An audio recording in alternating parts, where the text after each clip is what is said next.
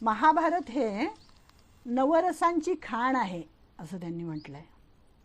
म्हणजे रामायण आणि महाभारत ही दोन मोठी महाकाव्य आहेतच आपल्या भारतीय संस्कृतीमध्ये. तर रामायणाने ध्येय दर्शन घडवले, पण मानवी जीवनाची अपरिपूर्णता लक्षात घेऊन अवघड विषम परिस्थितीतून ध्येयसिद्धीचा मार्ग जनसामान्यांना यांनीच दाखवला, व्यासांनी. म्हणूनच यांच्या महाभारताची थोरवी खालील श्लोकात आली आहे. यथा समुद्रो जलवान यथाच हिमवान गिरिही ख्यात उभो रत्ननिधी तथा भारत मुच्यते. यथा समुद्रो जलवान म्हणजे काय म्हटलंय? जलाने भरलेला समुद्र आणि बर्फाच्छादित असलेला हिमालय हे कसे असतात? तर ह्यांच्यामध्ये रत्नांचा साठा असतो. जलाने भरलेल्या समुद्रामध्ये रत्न सापडतात आणि बर्फाच्छादित हिमालयामध्ये सुद्धा रत्नांचा निधी असतो.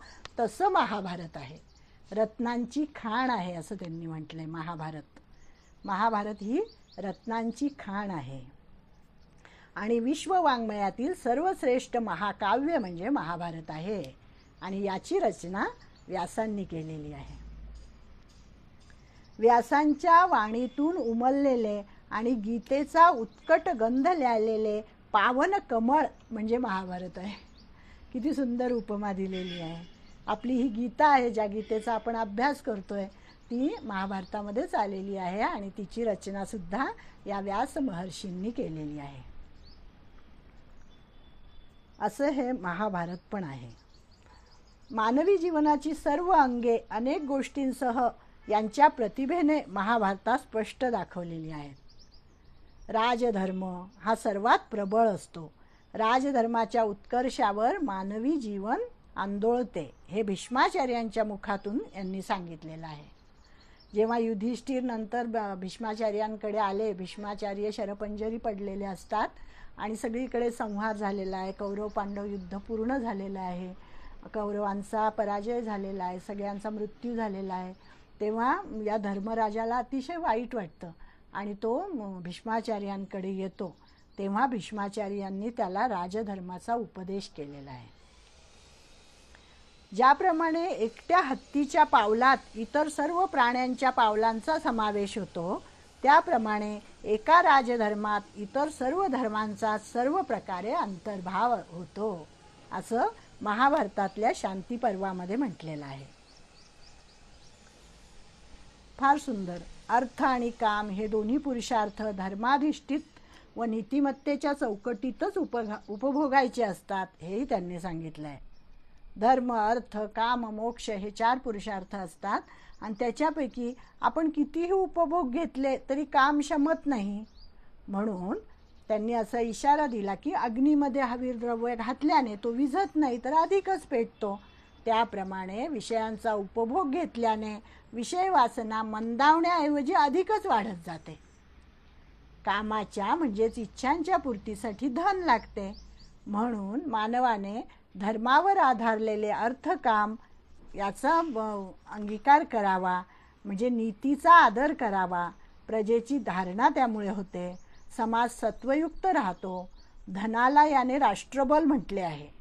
म्हणजे धन काही वाईट नाही, धन तर आवश्यक आहे, जे राष्ट्राचं बल आहे, पण ते क्षात्र तेजाने मिळवलं पाहिजे. म्हणून क्षात्र धर्म आणि प्रयत्न सदाचारातून संपन्न करावा असं त्यांनी सांगितलेलं आहे. खूप सुंदर असा उपदेश त्यांनी या महाभारतामध्ये केलेला आहे.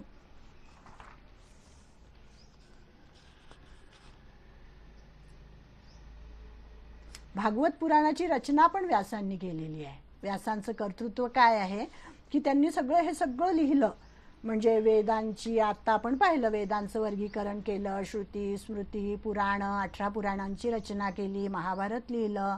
महाभारत ही सगळी युद्धकथा आहे, त्यामुळे त्यांचं मन उद्विग्न झालं, त्यांना शांती काही मिळाली नाही.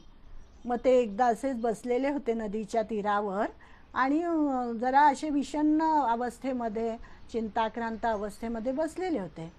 मग त्या ठिकाणी नारद महर्षी आले नारद महर्षी हे भक्तोत्तम होते. नारायण नारायण नारायण सतत त्यांच्या मनामध्ये नारायणाचं नाव असायचं आणि नारायण त्यांना प्रगटच होता, म्हणजे प्रत्येक वेळेस भक्तोत्तम होते नारद महर्षी.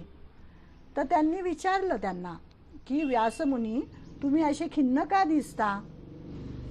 तुम्ही तर एवढ्या सगळ्या वाङ्मयाची निर्मिती केलेली आहे, पण मग तुमचा असा चिंताकांत चेहरा का दिसतोय? तेव्हा त्यांनी आपली चिंता बोलून दाखवली. ते म्हणाले, हे व्यासमुने, तुम्ही महाभारत तयार करून नाही, नारद महर्षी त्यांना म्हणतात, हे व्यासमुने, तुम्ही महाभारत तयार करून चतुर्विध पुरुषार्थांचा मार्ग जनतेला दाखवला खरा, पण लोकांच्या मलिन अंतःकरणात भगवंताचे निर्मळ यश ज्याच्यामुळे सुप्रतिष्ठित होईल असं भगवंताचं यशाचं गायन तुम्ही करा, असं ते म्हणाले. नारद महर्षींनी त्यांना सांगितलं की आतापर्यंत तुम्ही अनेक ग्रंथ लिहिले, अनेक कथा लिहिल्या, परंतु लोकांचं मन हे कसं असतं, निर्मळ नसतं. तर त्या निर्मळ मनाला मलिन मनाला निर्मळ करण्यासाठी म्हणून तुम्ही काय करा, तर भगवंताचा महिमा ज्या ग्रंथामध्ये आहे अशा ग्रंथाची रचना करा. भगवंताचा महिमा, भगवंताच्या लीला, भगवंताचं यश, आणि त्याच्यामुळे तुमचं मन संतुष्ट होईल, असं नारदांनी त्यांना सांगितलं. आणि मग नारदांची आज्ञा त्यांनी मानली आणि मग त्यांनी भागवत ग्रंथाची रचना केलेली आहे व्यास महर्षींनी. नारदाच्या आज्ञेप्रमाणे याने अज्ञानी जनांकरता सर्व अनर्थाचा उपशम होऊन परमेश्वराविषयी भक्ती उत्पन्न होईल अशा तऱ्हेची भागवत संहिता तयार केली. आणि ही संहिता ऐकली असताना जीवांच्या अंतःकरणातील शोक, मोह, भय जाते आणि भगवंताविषयी भक्ती उत्पन्न होते. अशा तऱ्हेची ही भागवत संहिता तयार करून निवृत्ती मार्गात घडून गेलेला आपला मुलगा शुक त्याला यानेही शिकवली. म्हणजे व्यासांचा मुलगा शुकाचार्य, आपण बघितलं की त्यांचा जन्म कसा झालेला आहे, की ते आईच्या गर्भामध्ये म्हणे किती वर्ष, 16 वर्ष राहिले, अशी कथा एका ठिकाणी सांगितली जाते की 16 वर्ष ते गर्भातून बाहेरच यायला तयार नाही. शुकाचार्य हे सुद्धा भगवंताचाच अवतार होते. आणि ते म्हणाले, नाही नाही, मला भगवंता तुझ्या त्या मायेमध्ये पडायचंच नाही आहे, मला संसारात यायचंच नाही आहे. शेवटी त्यांना भगवंतांनी सांगितलं की तुला मायेचा स्पर्श होणार नाही, तुम्ही असं काही करू नका, तर तुम्ही जन्माला या. आणि मग ते जन्माला येतात आणि आल्या आल्या म्हणे ते वनाकडे चालायला लागतात. आणि मग हे व्यास महर्षी त्यांच्या पाठीमागे की अरे शुका थांब, अरे शुका थांब म्हणून त्यांच्या पाठीमागे त्याला थांबवण्यासाठी म्हणून हे करतात. पण ते इतके त्यांचं एकरूपत्व सगळ्या सृष्टीशी झालेलं असतं. भागवतामध्येच ही कथा येते की सगळ्या सृष्टी, सगळ्या झाडं, वृक्ष, वेली, पर्वत, नद्या यांच्याशी सगळं एकरूपत्व त्यांचं झालेलं असतं. म्हणजे त्यांचा आत्मा आणि माझा आत्मा एकच आहे अशी त्यांची बुद्धी झालेली असते. म्हणजे अद्वैत सिद्धांत, अद्वैताची प्राप्ती त्यांना झालेली असते. आणि मग ते जेव्हा आवाज द्यायला लागतात व्यास महर्षी त्यांना, अरे शुका, अरे शुका, तर त्यांचं तर काही लक्षच नसतं, पण इतर सगळे झाडे, वेली, वृक्ष ओ द्यायला लागतात, यांच्या आवाजाला प्रतिसाद द्यायला लागतात, ओ ओ असं करायला लागतात. तेव्हा व्यास महर्षींच्या लक्षात येतं की आपला जो हा मुलगा आहे, आपला जो हा पुत्र आहे, याची हे पात्रता केवढी मोठी आहे हे त्यांच्या तेव्हा लक्षात येतं. आणि मग पुढे अशी ही कथा सांगितली जाते की हे शुकाचार्य संन्यासी वृत्तीचे पूर्णपणे बालब्रह्मचारी, आणि ते वनामध्ये जाऊन राहत असतात. तर व्यास महर्षींना काय वाटतं की आपल्या कोणाला तरी अधिकारी व्यक्तीला हे भागवत शिकवावं, म्हणजे पुढे त्याचा प्रसार होत राहील आणि अज्ञानी जनांचा त्यामुळे उद्धार होण्याला मदत होईल. म्हणून ते काय करतात, आपल्या शिष्यांना या भागवतातले काही श्लोक गायला शिकवतात. आणि मग इतकं सुंदर असं ते गायन करतात ते शिष्य. आणि मग त्यांना सांगतात की वनामध्ये जा आणि माझा मुलगा तिथे तपश्चर्या करत बसलेला आहे, तर तुम्ही तिथे जा आणि या भागवताच्या श्लोकांचं तिथे तुम्ही गायन करा. आणि मग हे जातात तिथे आणि मग हे भागवताच्या श्लोकांचं तिथे गायन करायला लागतात. इतकं सुमधुर ते गायन आणि त्याच्यातून सगळ्या भगवंताच्या लीला प्रगट झालेल्या आहे, भगवंताचं रूप प्रगट झालेलं आहे. भक्त तर असतातच हे शुकाचार्य, तर त्यांना ते ऐकून इतका आनंद होतो. त्यांचं हृदयही त्याच्यामुळे असं आर्द्र होतं, कोमल होतं आणि त्यांना ते भगवंताचं यश आपणही गावं असं त्यांना वाटायला लागतं. आणि मग ते त्यांना शिष्यांना त्या विचारतात की तुम्ही हे कुठे शिकलात, कुठे ऐकलं तुम्ही हे. मग ते सांगतात की अहो तुमचेच पिता व्यास महर्षी त्यांनीच आम्हाला हे शिकवलेलं आहे आणि त्यांनी तुम्हाला बोलवलेलं आहे. आणि मग शुकाचार्य येतात व्यास महर्षींना, मग व्यास महर्षी त्यांना ते भागवत देतात आणि ती कथा पुढे त्याचा प्रसार झालेला आहे. शुकाचार्य ती कथा परीक्षितीला सांगतात असं आपण भागवतामध्ये ऐकतो. शुकाने हीच कथा परीक्षित राजाला 7 दिवसात सांगितली. 12 स्कंद आणि 18,000 श्लोक असा या भागवताचा प्रचंड विस्तार आहे. आणि 10व्या स्कंदा दशमस्कंद जो आहे याच्यामध्ये श्रीकृष्णाचं परमपावन असं लोकोत्तर चरित्र वर्णन केलेलं आहे. आपल्याला माहिती आहे लहानपणापासून भगवंतांनी कसे प्रताप केलेले आहेत. अगदी पुतनेचा उद्धार केलेला आहे, गोवर्धन उचललेला आहे, नंतर कालिया नागाचं हे उद्धार केलेला आहे, कालिया मर्दन, गोवर्धन, अशाच अनेक कथा. लोणी सगळ्यांच्या घरी जाऊन लोणी चोरलेलं आहे, रासलीला केलेली आहे गोपींबरोबर. अशा अनेक प्रताप त्या बाळकृष्णाचे त्या दशमस्कंदामध्ये आहेत. आणि ते वाचताना ऐकताना आपलं मनही आनंदी होतं. आणि हाच उद्देश त्या भागवताचा आहे. व्यासमहर्षींना हेच वाटत असतं की या संसारामध्ये अनेक अडचणी असतात, अनेक समस्या असतात आणि कलियुगातल्या ह्या लोकांना दुसरं कशाने आनंद होणार. तर या भागवत ग्रंथाची त्यांनी म्हणून रचना केलेली आहे आणि सगळ्यांच्या मनामध्ये भगवंताबद्दलचा प्रेम निर्माण व्हावं म्हणून ते भागवत अशा पद्धतीने शुकाचार्यांनी मग सांगायला सुरुवात केलेली आहे. मग 10व्या स्कंदामध्ये श्रीकृष्णाचे परमपावन लोकोत्तर चरित्र साध्यंत वर्णिले आहे.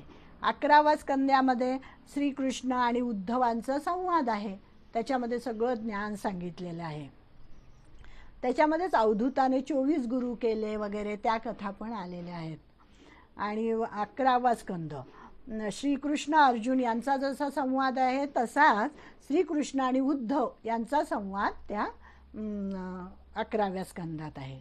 आणि नाथांनी त्यावर टीका लिहिलेली आहे. तेवढ्या 11 स्कंदावर नाथांनी एकनाथी भागवत नावाचा मोठा ग्रंथ लिहिलेला आहे. तर असं हे महाभारत व्यासांनी लिहिलं. नंतर भागवत पुराणाची रचना केली. नंतर श्रीकृष्ण भक्ती त्यांच्या मनामध्ये एवढी होती की ते अतिशय भक्त होते श्रीकृष्णाचे. त्यांच्याकडे श्रीकृष्णाविषयी पूज्य भाव होता, आढळ श्रद्धा होती. म्हणजे महाभारताचा महाप्राण असलेला श्रीकृष्ण याची पण कथा त्यांनी वर्णन केलेली आहे. महाभारत ग्रंथामध्ये भगवान श्रीकृष्णाशिवाय दुसरं काहीच नाही म्हणे. त्याच्यामध्ये सगळं त्याचं वर्णन आलेलं आहे. तो सत्य आहे, ऋत आहे, पवित्र आहे, पुण्यकारक आहे, सनातन आहे, शाश्वत आहे, तोच ब्रह्म आहे श्रीकृष्ण परमात्मा असं वर्णन त्या ठिकाणी केलेलं आहे. शिवाय वेद, रामायण, महाभारत सर्वत्र श्रीकृष्णच आहे अशी व्यासांची श्रद्धा होती. अतिशय भक्ती होती त्यांची श्रीकृष्णावर. म्हणून भगवान श्रीकृष्णाची ज्ञानोत्तर भक्ती यांनी महाभारतामध्ये आणि भागवतामध्ये वर्णन केलेली आहे. श्रीकृष्णाची पूजा वेगवेगळ्या पद्धतीने इतकं श्रीकृष्णाच्या रूपाचं वर्णन त्यांनी ठिकठिकाणी भागवतामध्ये केलेलं आहे. धर्माच्या स्थापनेसाठी आणि सज्जनांच्या परित्राणासाठी भगवान श्रीकृष्णांनी अनेक दैत्यांचा आणि कौरवांचा वध करून भूभार कसा हलका केला याची अतिशय सुंदर कथा त्यांनी लिहिलेली आहे. नंतर त्यांचा शिष्य परिवार पण खूप मोठा होता व्यासांचा. त्यांनी सूत आणि शौनक, नंतर हे शुकाचार्य यांना महाभारत आणि भागवताचा उपदेश केलेला आहे.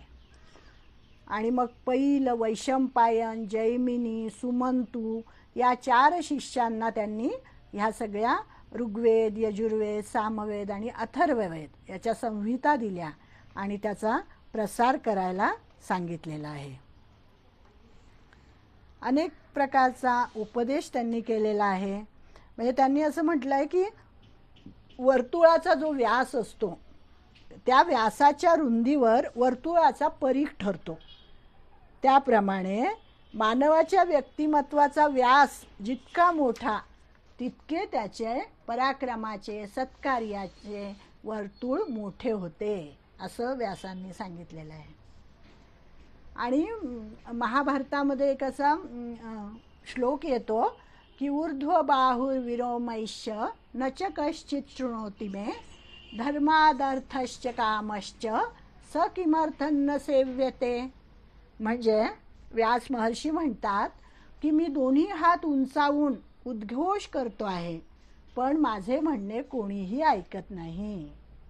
म्हणजे ते म्हणतात की धर्माने मोक्ष मिळतोच, परंतु अर्थ आणि कामही सिद्ध होतात. असे असूनही लोक धर्माचे सेवन का बरे करत नाहीत? म्हणजे धर्म, अर्थ, काम, मोक्ष असे 4 पुरुषार्थ आहेत. तर त्याच्यापैकी आपण सर्वसामान्य काय करतो? अर्थ आणि काम याच पुरुषार्थांना जास्त महत्त्व देतो आणि धर्म आणि मोक्ष याच्याकडे आपण बघतच नाही. म्हणून ते ऊर्ध्वबाहू करून सगळ्यांना सांगतात की तुम्ही धर्माचरणी व्हा, तुम्ही सदाचरणी व्हा. सदाचरणासाठी स्वार्थाचा त्याग करावा लागतो. मानवाच्या ऐहिक जीवनाचे 2 स्तंभ असतात, एक वार्ता आणि दुसरं राज्यशास्त्र. वार्ता म्हणजे अर्थशास्त्र आणि राज्यशास्त्र म्हणजे दंडनीती असं त्यांनी सांगितलंय. आणि याचा केंद्रबिंदू हा मनुष्य असतो. मानव हा ऐहिक जीवनामध्ये अर्थाशिवाय जगू शकत नाही. हे जरी खरं असलं तरी सुद्धा मानवाच्या अर्थप्राप्तीच्या साधनाला दंडनीतीची जोड असली पाहिजे, सदाचार त्याच्याकडे असला पाहिजे. आणि हा सदाचार म्हणजेच सर्वांचा पाया धर्म हाच असला पाहिजे. सदाचार हाच धर्माचा पाया आहे असं त्यांनी सांगितलेलं आहे. अतिशय सुंदर असा उपदेश या व्यास महर्षींनी केलेला आहे. व्यास महर्षींनी म्हणे जेव्हा भागवताची रचना करायला त्यांना नारदांनी सांगितलं तेव्हा त्यांचं वय भरपूर होतं. तर ते म्हणाले की माझं वय तर आता खूप आहे आणि मी कसं काय याची रचना करणार, मला जर मध्येच मृत्यू आला तर तेव्हासुद्धा नारदांनी त्यांना उपदेश केला की तुम्ही अजिबात काळजी करू नका. ज्यांनी तुम्हाला प्रेरणा दिलेली आहे ग्रंथ लिहिण्यासाठी म्हणून तोच तुमच्याकडनं ते पूर्णसुद्धा करून घेईल. तेव्हा तुम्ही असा विचार अजिबात करू नका. अशाही काही कथामध्ये मध्ये कुठे कुठे सांगितल्या जातात. असं हे सद्गुरूंचं सामर्थ्य आहे. असं हे म्हणून आज गुरुपौर्णिमेच्या निमित्ताने आपण व्यासांचं हे अल्पचरित्र बघितलेलं आहे. थोडंसं कुठेतरी ग्रंथामध्ये अभ्यास करून वगैरे मी तुमच्यापर्यंत पोचवण्याचा प्रयत्न केलेला आहे. म्हणजे सद्गुरू परंपरा, माता पित्यांपेक्षाही सद्गुरूला भारतीय संस्कृतीमध्ये श्रेष्ठ मानलेलंच आहे. आपल्याला माहिती आहे आपले लहानपणापासून गुरु कोण असतात. आधी आपली माता ही आपली गुरु असते. ती आपल्याला चालायला शिकवते, बोलायला शिकवते. त्यानंतर पिता हे आपले गुरु होतात. ते बाहेरच्या कठीण परिस्थितीमध्ये कसं वागायचं, काय वागायचं त्याचं शिक्षण आपल्याला देतात. नंतर आपण शाळेत जायला लागतो, मग शाळेतले शिक्षक आपले गुरु होतात.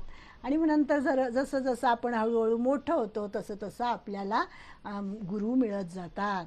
म्हणजे जो ज्याच्याकडे सद्गुण आहे तो आपण स्वीकारणं म्हणजेच त्याला गुरु करणं आहे. अशा प्रकारे अवधूताने सुद्धा 24 गुरु केलेले आहेत. याची कथा भागवतामध्ये येते. आणि प्रत्येकाच्या परमभाग्याने त्याला प्रत्येकाच्या योग्यतेप्रमाणे त्याला गुरु मिळतच असतात. आणि अशा ह्या सगळ्या सद्गुरूंचं आपण आज स्मरण करूया, त्यांना मनापासून नमस्कार करूया. आपल्या सगळ्यांच्या मध्ये असलेल्या सुद्धा गुरुतत्वाला मी मनापासून नमस्कार करते, आपल्या पुढे नतमस्तक होते. व्यासांना परत एकदा नमस्कार करते आणि या ठिकाणी मी थांबते. ओम तत्सत् श्री कृष्णार्पणमस्तु.